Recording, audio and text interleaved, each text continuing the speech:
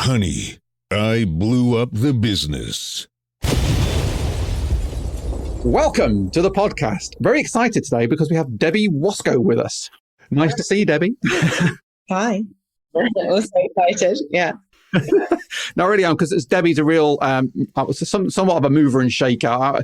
I would say she's one of the leading entrepreneurs in the UK, at least out there, prominent, forging a path for not just herself, but she's on a real mission to help other, particularly women and female founders in their career, which is how I know of her, because my wife has a small business, and she was a big fan of Debbie's outfit, AllBright, which she co-founded in 2018 to help women network and grow their careers. But she's a real serial investor over a number of years, since 2000, including a series of exits, including one with Love Home Swap, which she sold for $53 million back in 2017, which is a lot of money.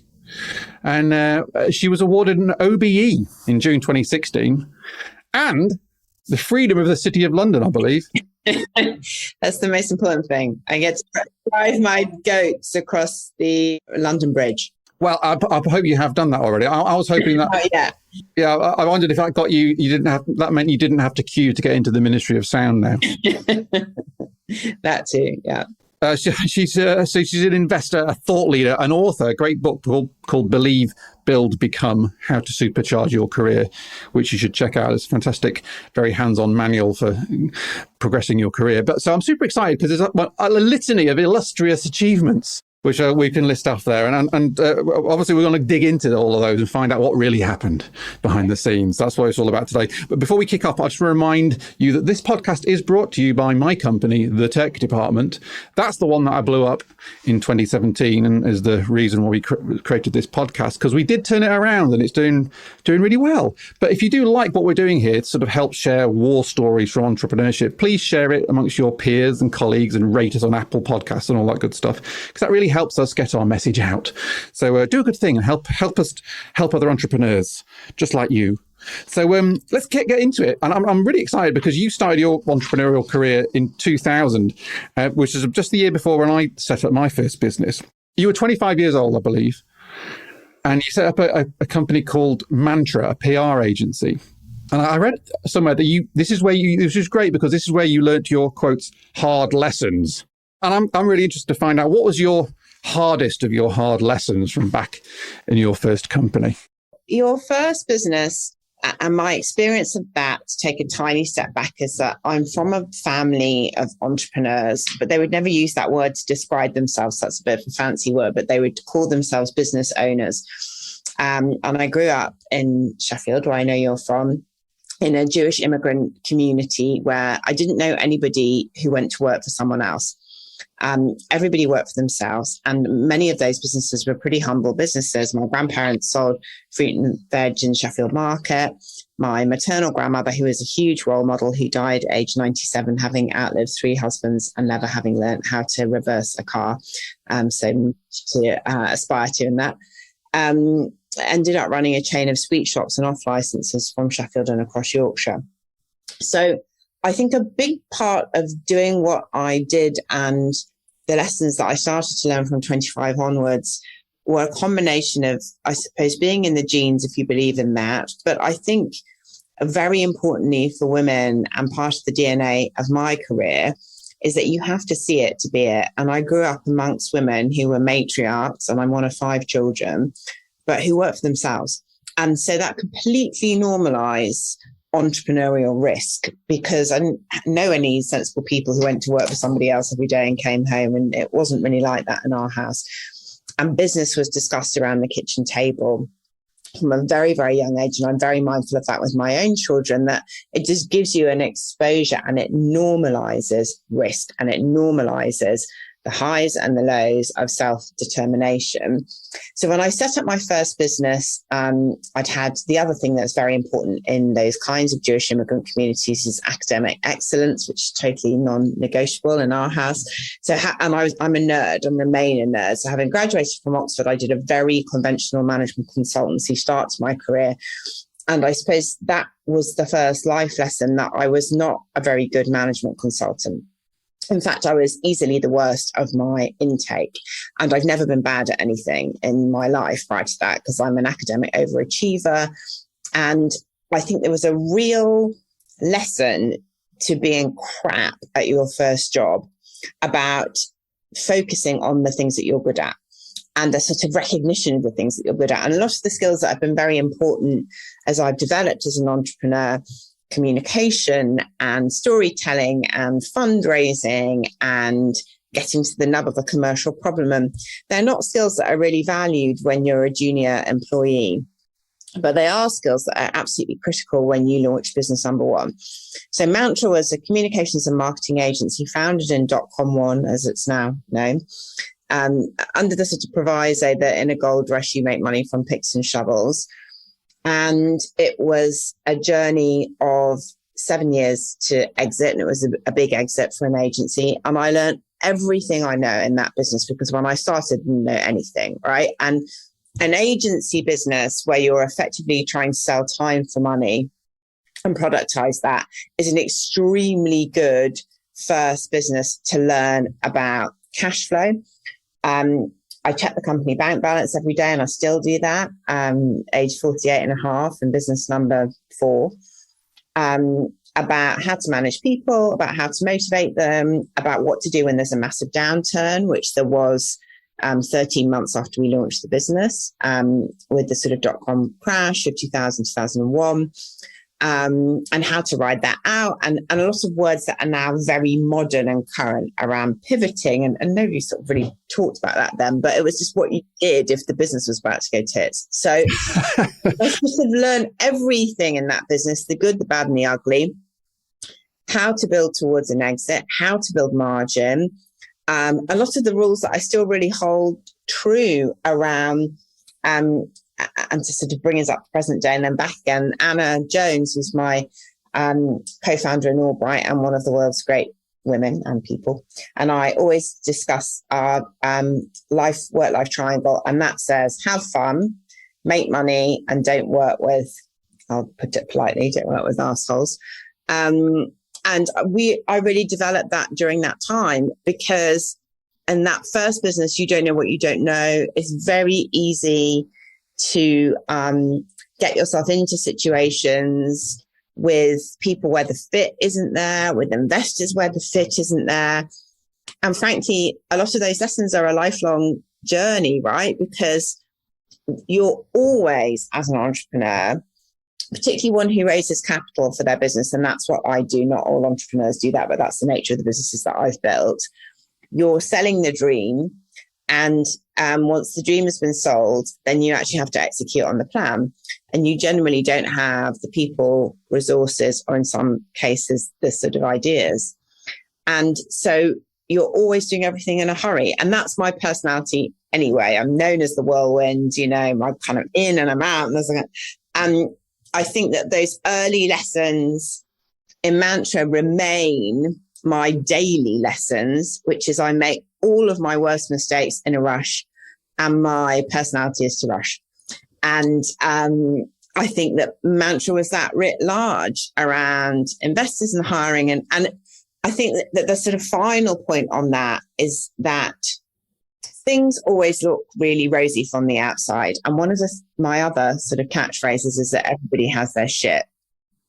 No matter how amazing it all looks, and Mantra looks amazing, right? I was a kid, I sold the business and made lots of money, but there were so many horror shows along the way. And the trick to it is to try and remain true to the commercial realities of the business and its basic economics, and just to keep it moving along. And Mantra was a lesson in that. Interesting. I'm just going to dwell around there, because I'm always curious with entrepreneurs at the start of their journey because looking back, obviously things progress and they go well, and you get your freedom of the City of London and all that. Yeah. But at the time, 13 months in, it starts going a bit squiffy, because the .com starts going squiffy. Because I'm kind of interested in that moment when you're stood on the edge of the precipice, right? Before it turns around and you've worked it out, before you figured it out. Can you remember what it felt like? Because you just launched a business. I imagine it started and you're excited and the adrenaline's pumping and you're out doing your whirlwind thing. Yeah. And 13 months in, it starts going off-piste because of the economy. Yeah. So what was happening in your emotional state just at that moment? Well, it's the great thing about being young, that your emotional state's not very well developed, or mine wasn't, in the way that now I have a life full of responsibilities, both practical responsibilities, children, life, husband, aging parents, everything that we all have. And also a little bit, I suppose, my reputation, because of all the way that you teed me up, and that's been built up over time. And actually that means that the stakes get higher, because I didn't really think about or care about failing when I was 25 or 6, because another life mantra is, which gets me into trouble sometimes, what's the worst that can happen? What's the worst that can happen? And when you're 26, what is the worst that can happen? Nothing, nothing bad, right? Doesn't work out, you fail as an entrepreneur, you get a job. I just have always had quite a lot of swagger. And I don't know whether that's a sort of academic or intellectual confidence, or a confidence that just comes from feeling like I've got the strength of personality to deal with a lot of crap. I've got broad shoulders, both literally, because I go boxing every morning, and figuratively. So I wasn't plagued with self-doubt. I've never been plagued with self-doubt, actually, but in a way it sort of gets a bit greater the older you get, I think, when the stakes are higher. I think at that young age, I felt like I'd figure it out. And I didn't feel the same responsibility to myself as I feel now around making tough calls, right? Life's about tough calls, and some of them are really tough. And those economically tough calls are hard because they involve laying people off and changing the plan, and and we really have been through that at AllBright because of the global pandemic. I think it gets harder the more that people's expectations of you grow. And I think when you're a kid, nobody expects anything, right? People don't expect you to succeed in the way that we succeeded. And I think the other thing in all of this, what's the worst that can happen? But I've always had quite a well-developed the power of fuck you.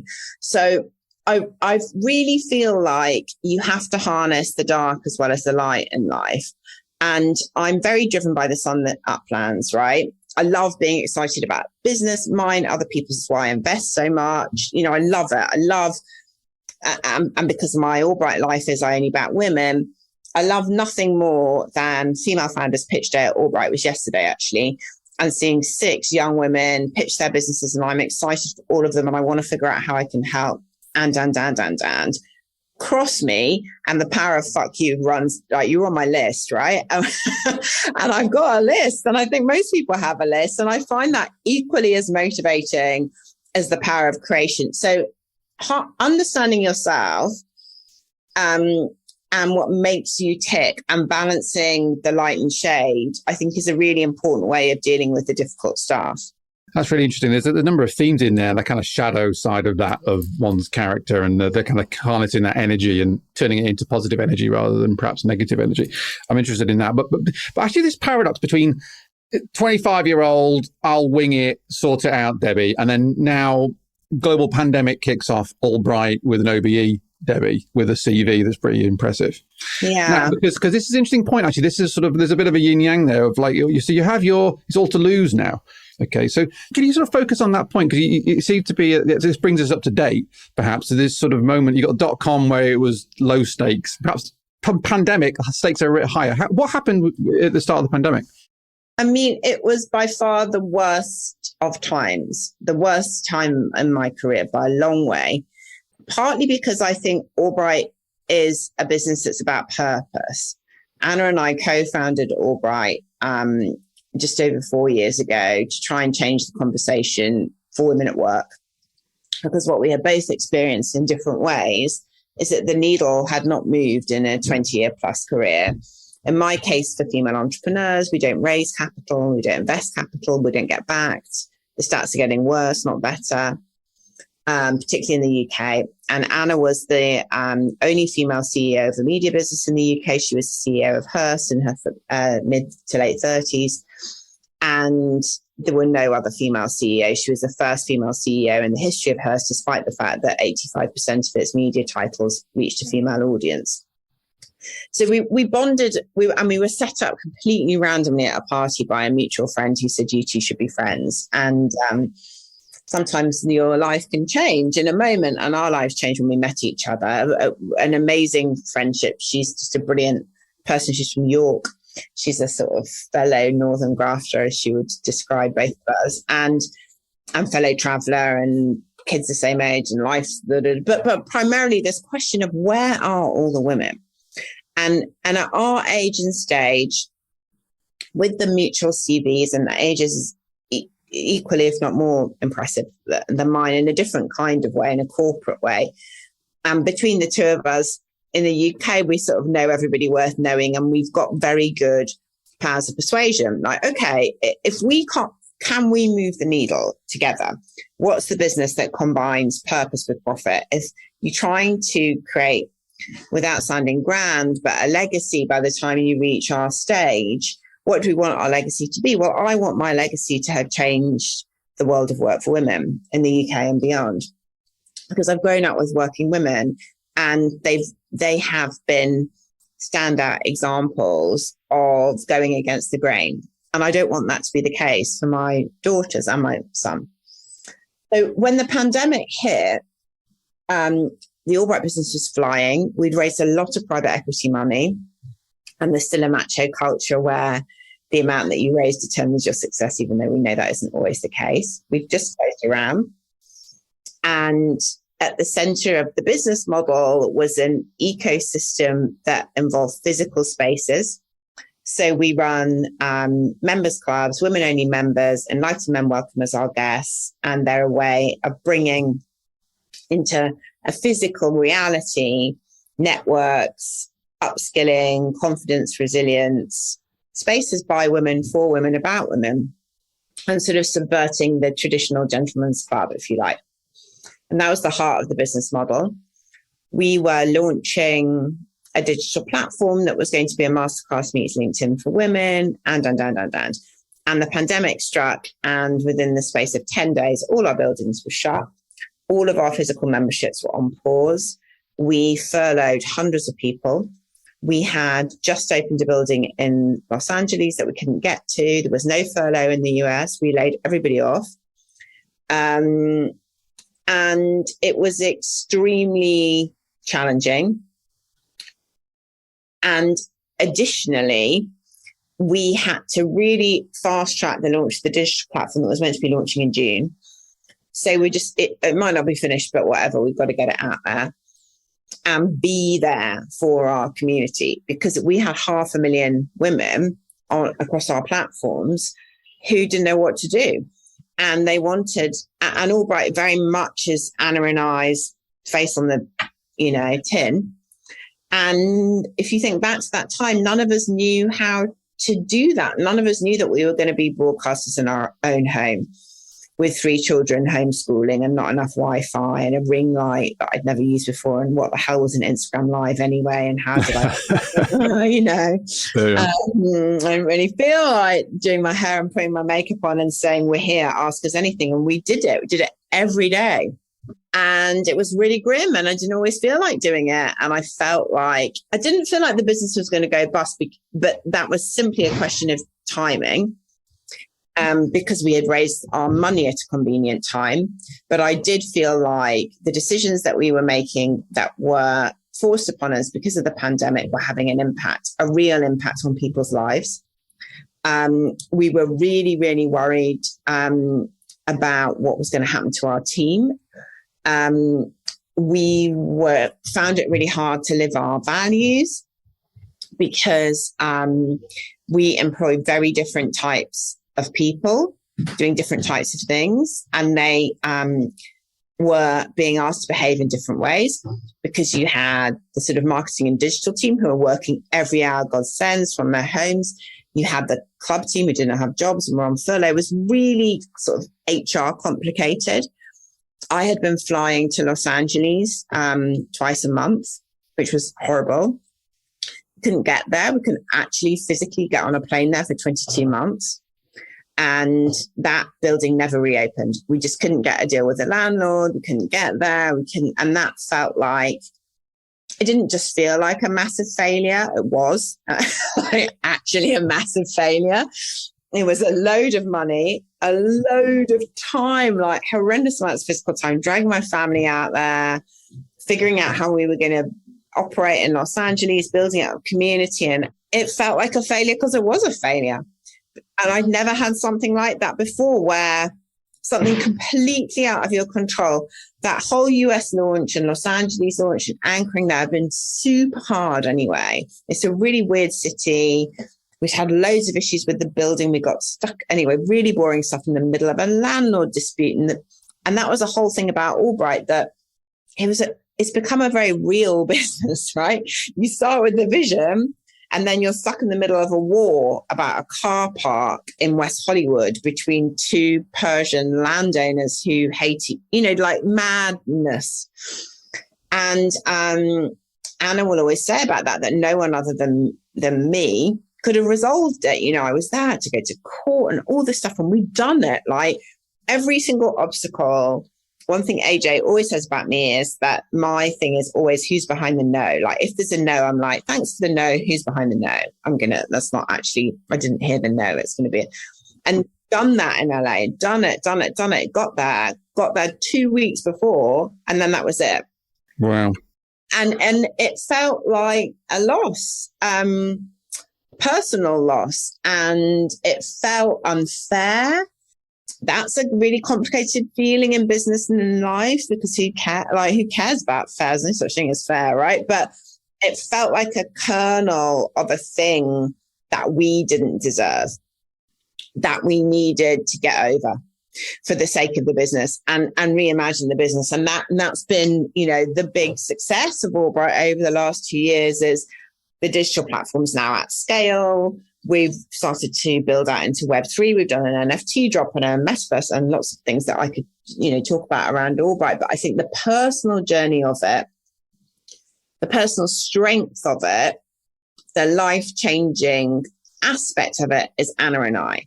Without her, it would have been an absolute miserable shitstorm.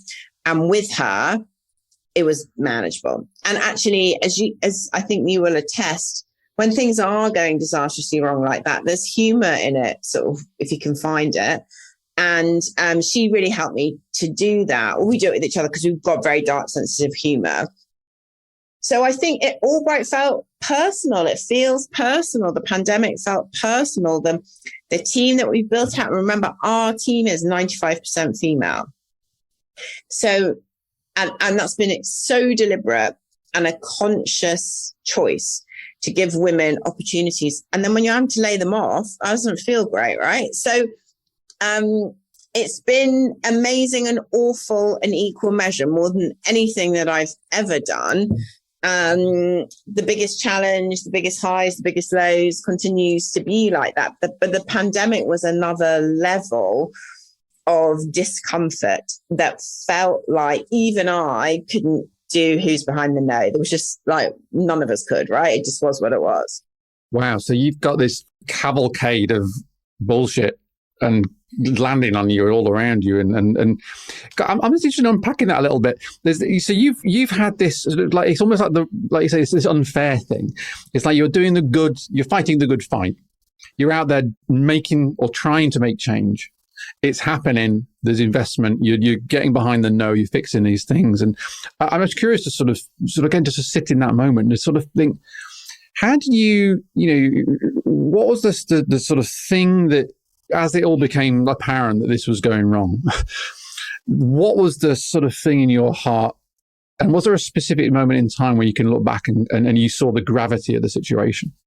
I think it all happened to us quite quickly, didn't it? I mean, it kind of went from International Women's Day, which is a bit like Christmas for us, March the 8th, 2020.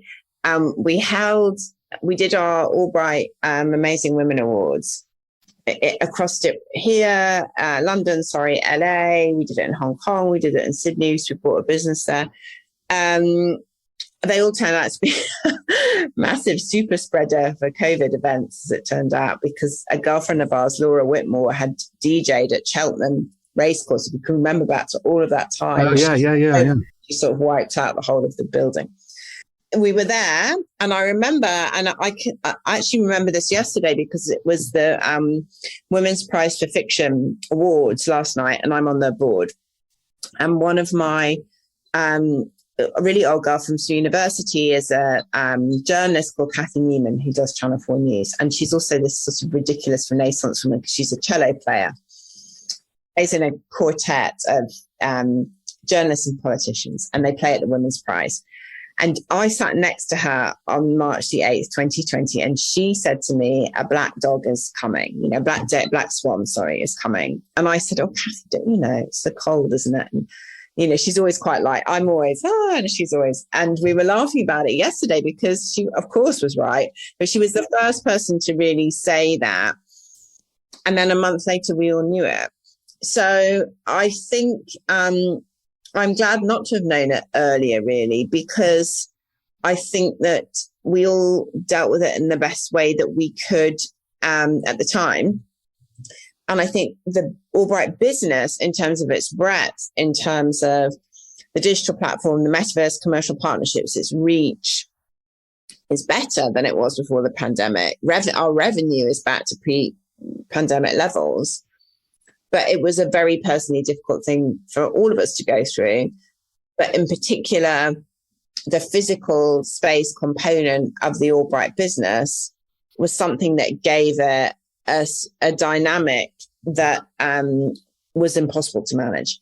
And look, I mean, God, we certainly weren't unique in that. And there are plenty of restaurateurs and hospitality industry, like very well documented. But in my own case, it was the frustration of not being able to get on a plane and the impact you knew you were having on a team that you built with purpose that was really hard.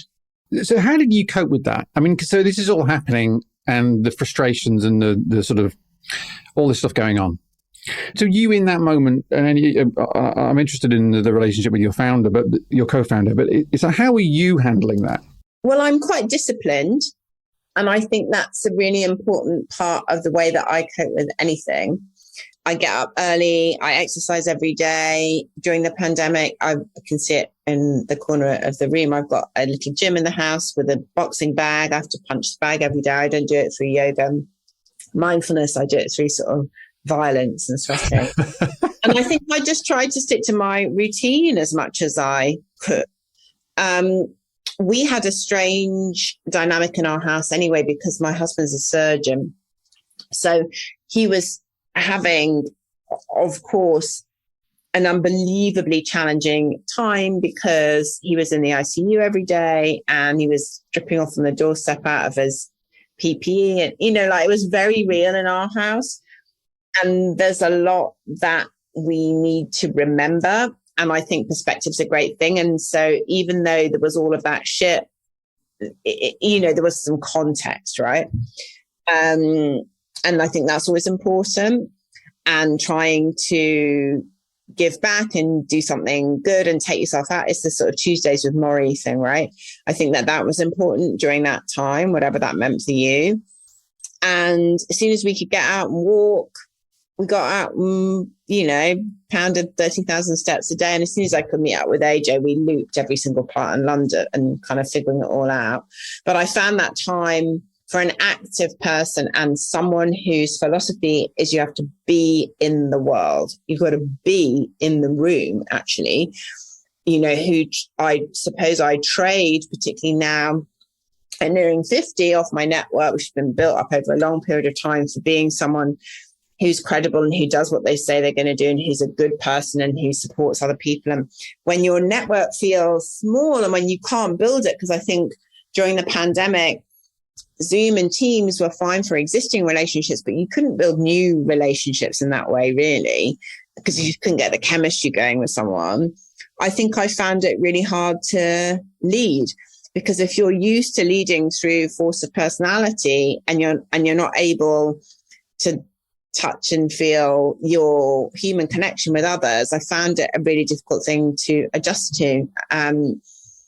it's not my style to be. I like to be there. I don't like to be through a screen, and I found that really hard. And so what did you do to kind of sort of deal with that? Were you getting frustrated with yourself or with the situation? What sort of practical things you kind of found yourself being able to navigate through that? I think Anna and I always have each other to rant to.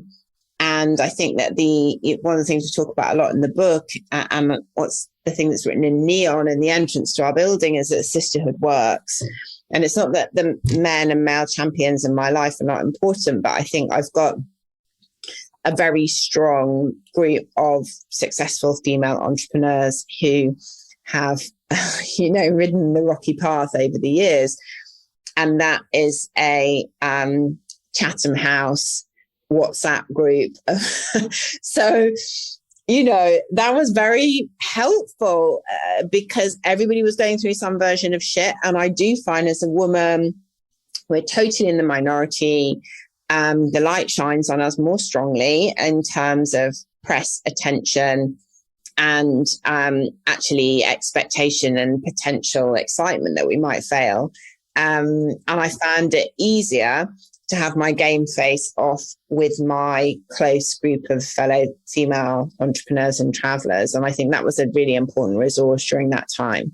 That's really interesting. It's funny, something I've seen the value of in the last 2 years, actually, is a kind of groups of confidants who you can have that type of candor with. And again, so how do you build that? How do you build that little group? If someone's listening to this and wants to kind of make that happen? So organic. And also, my stuff is really specific, because I think it also sits hand in hand with having raised capital. We're dealing with an investor dynamic, which is not always straightforward, with being high profile and so there are other women in that category, and you would know them by name because they're well known. But it's a close group, it's a tight knit group, and you don't it doesn't just happen, I suppose. I think it's also probably a testament in a negative way to how undiverse that group of well-known female founders is, whether it's Martha Lane Fox or Tamara Lohan at Mr. and Mrs. Smith. I was at university with a lot of these people, so I've known them for 30 years. But someone like Alex DePledge, who is from Bradford, who sends the theme here, who was the founder of Yorkshire. The founder of Hassel.com. I'm so un-Yorkshire that anyone would laugh to hear me say that. You can tell from my accent. But, he's very professional Yorkshire. The founder of Hassel.com and founder with Jules Coleman of Resi.co. That's a really important relationship. And we go quite, detail. That's like, I've had this term sheet and it looks like this. And I think there's an issue around the preference and there's not that many people that you can do that with, because it's a specific thing when you're operating at a certain level in a certain way. And also it's very arcane. And I think even for Anna, my co-founder, who's extremely experienced corporately, the world of venture capital and private equity backed startups and scale up is like a weird cult that if you don't know it, you don't know it, you don't know the language, you don't know the pitfalls, you don't know that. So it's very hard to explain to anyone else. And I think that you treasure those relationships very deeply. Yeah, interesting. We've got this kind of, you're coming out of this now, I guess, or we're all kind of edging our way into the reality. I like you, I'm like, and I've always been in the room, and I found it really difficult and disorienting, lockdown. From spending my entire career out, I was now in, and I'm actually trying to I think I've been sort of reconditioned into being too in, and I'm trying to consciously go out more. Yeah. I'm struggling with a little bit.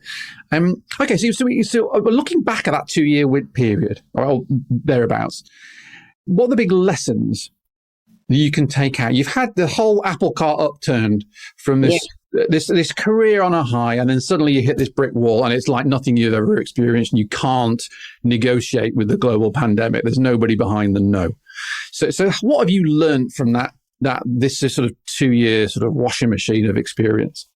I think it's the same but different, right? Which is, if you get up early, don't chase the day, hit the punch bag, both physically and metaphorically, and work down the list and focus on back to business number one. Where are the economics, right? What's the relationship between CAC and LTV? Like, remember, I'm nerdy. So, like, where is the money? And Anna and I are both good at doing that. And understand the data, understand your audience, and follow the money, and be prepared. Pivot is, I sort of hate the word now because it sounds a bit naff, doesn't it? But be prepared to rip up the old plan. And this, I think, is something that's extremely hard for new entrepreneurs and for so many of the people that we've employed over the years who say, I want to work in a startup, or I want to work with you two. You know, that can happen, right? Mm-hmm. You're lying. Do you really? Yes, of course. We would join the whirlwind. Would, but because what I think you need to be able to do is to say, I know we were doing this thing, and I know we invested time, money, output, and economics in this thing, but we're ripping up that thing. Actually, this is the thing. And so you need to follow us over here. And I think AJ and I are different, but the things that we have in common, as well as shared values, sense of humor, work ethic, are very short-term memories. And I think that often is a tremendous benefit to us, because we can't remember, like we had to do it the other day for something where we had to list some award or something, you know, things we'd achieved over the last 2 years. And we've forgotten half of them, because the downside of being like that is you don't celebrate your successes. But the upside is that you're not emotionally attached to decisions. And I think we're both really good at saying, that didn't work. Or actually, it semi-worked, but this is going to work better, so we're doing this now. And I think that really is the life lesson of the last 2 years, which is somewhere in between life gives you lemons, but also I think the better one, which is never let a good crisis go to waste, which I think is Churchill. In there somewhere will be the economics, and you just have to look for the economics. And when you say the economics, what do you mean by that? The thing that's going to make you money. It's going to make you money, and it might not be the thing you thought was going to make you money. I thought I was meant to have 5 buildings, right, by the end of 2020. I had 3. I signed a lease on a building in New York, which we never even put shovel to ground in. And thank God we hadn't signed a lease in Canary Wharf, which is now a disaster zone. So I thought I was doing that, and I'm not doing that now. And that's okay with me. But you have to quickly make that okay with you and follow the economics. And the economics were not there then. Interesting. So, wow. So this whole experience, you're coming out of this with a whole new plan, a whole new set of economics, a whole new set of activity, this kind of perhaps renewed focus on the digital aspect of it. And you mentioned about some of the work you're involved in there. And one thing before you sort of, your relationship with your co-founder, you said you have this sort of dark humor thing going on. Can it be any examples of where you've kind of chivied each other along in moments of crisis? Some of the shit you just have no idea. It's very real, our business, right? We didn't have that experience. We're not hospitality people. You know, we always say that we've accidentally ended up in the hospitality industry, and that has loads of very real life challenges around buildings and people. And, you know, you're doing high-low, right? You're doing these massive high-level executions because we invested a fund, and we do pitch days with Goldman Sachs, and and we're serving tea and coffee, and, you know, and everything in between. I think my dynamic with her, I think everyone's intrigued because we're strong women. I think everyone would secretly like to think that we hate each other. And we really don't. Like, we really live in it. You know, when we travel, we share a room. And sometimes if they've got the kind of booking wrong, we share a bed. You know, she's just a great woman. But my background is strong, amazing women that I love, you know, and I've got a lot of strong, amazing women in my life, and she's one of them. But our chemistry, our difference along with our similarity, she's really good at a load of things that I'm not, and vice versa, but we've got some shared superpowers, makes it all the more fun. And in my other businesses, having been a sole founder, particularly Love Home Swap, where I was on my own, it's much more fun doing it with someone else, much more fun. And the dark times are less dark when you're sharing it with someone. Yeah, well, and you know, I'm with you on the sort of dark humor thing. You may have, well, the name of this podcast was I'm ripping myself and blowing my business up. Is kind of that for me. It's like, you know, how you tippy toe through it when it's rough. You know, I have a business partner, and we intuitively can look at each other in the eye and go, yeah, well, we cocked that up, didn't we? And laugh and crack on. And I think that's kind of like a good spirit to have. I'm going to ask you one last question as we're edging towards the end of our podcast time together. I like to ask this because there's lots of advice for entrepreneurs of all stripes out there. But what advice should entrepreneurs ignore? I think that over the years, I've had different versions of can you be a bit less yourself? In other words, I've always been a lone female founder asking men for money. The businesses that I've raised capital for target a female audience, and I look like a woman, I love clothes, dress like a woman, and I'm very direct. And I think all of those things, and I hope it's changing, have been an uncomfortable package often for men. And if I look at some of the extremely successful female founders I'm lucky enough to call friends, Tanya Bowler, who I've known since we were students, again, who's the founder of LV, who's created this amazing women's health tech business on its way to being a unicorn, started life doing pelvic floor devices, and now has a silent breast pump and much more innovation around women's health. She, as many of us have spent a lot of time asking men for money, and we're good at it. But we can still do that and be women. And I think if I were to sum up the advice that's the wrong advice, it's to be more male or to not be female in your style. And I think that we all have to be who we are. We have to be the best versions of ourselves, and we have to learn. And it's all, you know, lifelong learning and all of that, and be great partners in crime when we have co-founders. But don't let anyone tell you not to be you. That's terrible advice. I concur. I think it's keeping it real and just actually being yourself is quite liberating in and of itself. And who wants to pretend? You know, it's life's too short. You know, so that's great advice. Well, that's really fantastic. Sort of whistle-stop tour over your incredible pandemic meltdown but turnaround experience. And where can people find out more about you or get more engaged with what you're up to?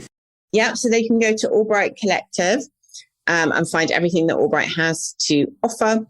If they go onto the App Store and download the app, we also just launched this week our mentor matching service digitally, so it can match people who want a mentor, women looking for mentors or wanting to mentor people. We're also in the metaverse, so you can buy one of our NFTs, which are called the AllBright Sisters. They're available on OpenSea, or you can come into our building in Mayfair and experience everything that there is to see there. And you can find me. I'm Debbie Wosskow. I spend a lot more time on LinkedIn than I do on other social platforms, and I post on there every day.